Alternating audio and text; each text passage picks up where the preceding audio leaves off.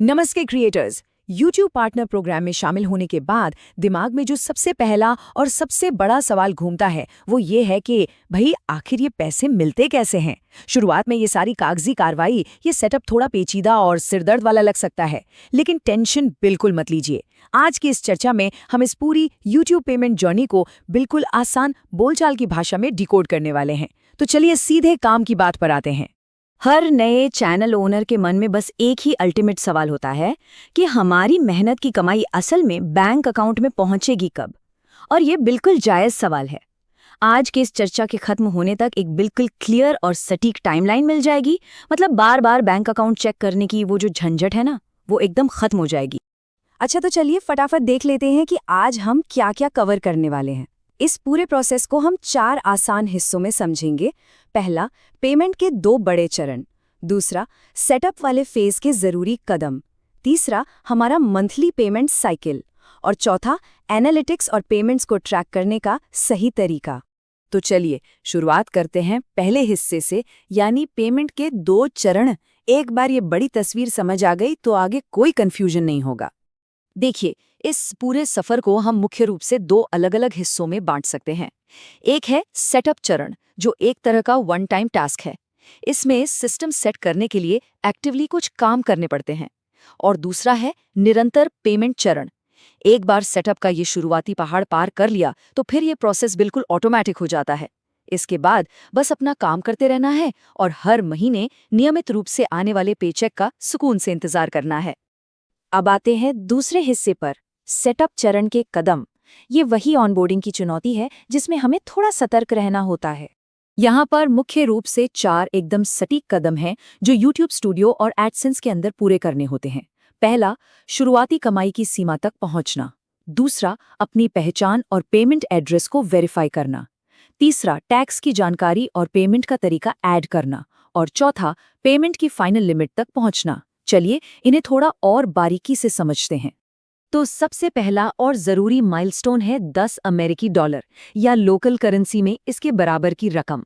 जैसे ही कमाई इस आंकड़े को छूती है, सिस्टम एक्टिवेट हो जाता है।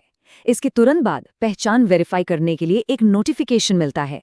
इसे सीधे YouTube स्टूडियो के अर्न पेज पर देखा जा सकता है। सच कहूं तो यही वो पल है जहां से पेमेंट की असली जर्नी शुरू होती है।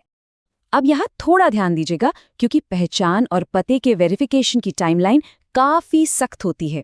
अपनी सरकारी फोटो आईडी जमा करने के लिए पूरे 45 दिन का समय मिलता है। अगर ये मिस हो गया तो समझ लीजिए मोनेटाइजेशन रुक सकता है। इसके बाद पते पर एक 6 अंकों का पिन भेजा जाता है। और हाँ, आज के सुपरफास्ट डिजिटल जमाने में भी ये पिन पुराने तरीके से, यानी डाक के जरिए ही आता है।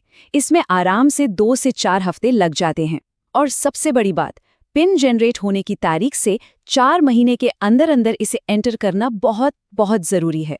पिन वेरिफिकेशन के बाद बारी आती है टैक्स की जानकारी सबमिट करने की। और इसके लिए एक बहुत ही सीधा सा यूनिवर्सल नियम है।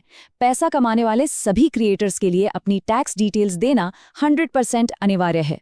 इससे कोई फर्क नहीं पड़ता कि क्रिएटर दुनिया के किस कोने में है।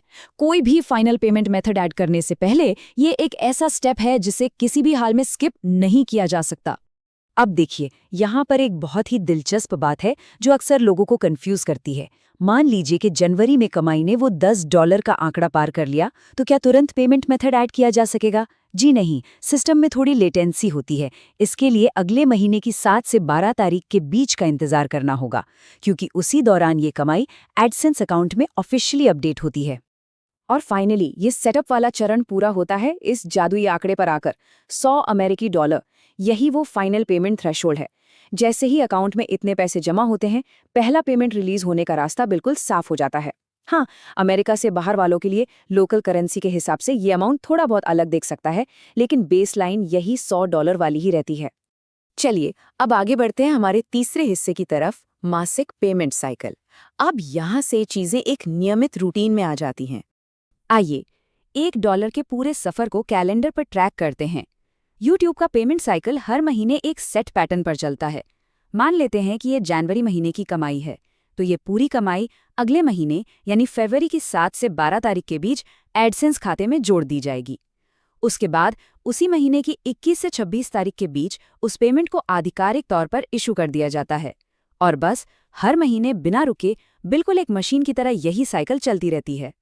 अब 21 से 26 तारीख के बीच पैसा रिलीज तो हो गया, लेकिन वो बैंक अकाउंट में कब रिफ्लेक्ट करेगा? ये पूरी तरह से इस बात पर डिपेंड करता है कि पेमेंट का तरीका कौन सा चुना गया है। अगर इलेक्ट्रॉनिक फंड ट्रांसफर है तो 4 से 10 दिन लग सकते हैं। वायर ट्रांसफर में 15 बिजनेस डेज तक का समय लग सकता है। और अगर पेमेंट चेक से आ रहा है तो इसमें 2 से 4 हफ्ते तक का लंबा इंतजार करना पड़ सकता है। ये पैसों के सफर का बिल्कुल आखिरी पड़ाव होता है।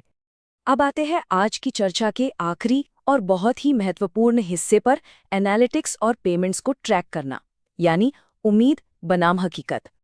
अक्सर लोग कंफ्यूज रहते हैं कि पेमेंट का सही स्टेटस कहाँ चेक करें।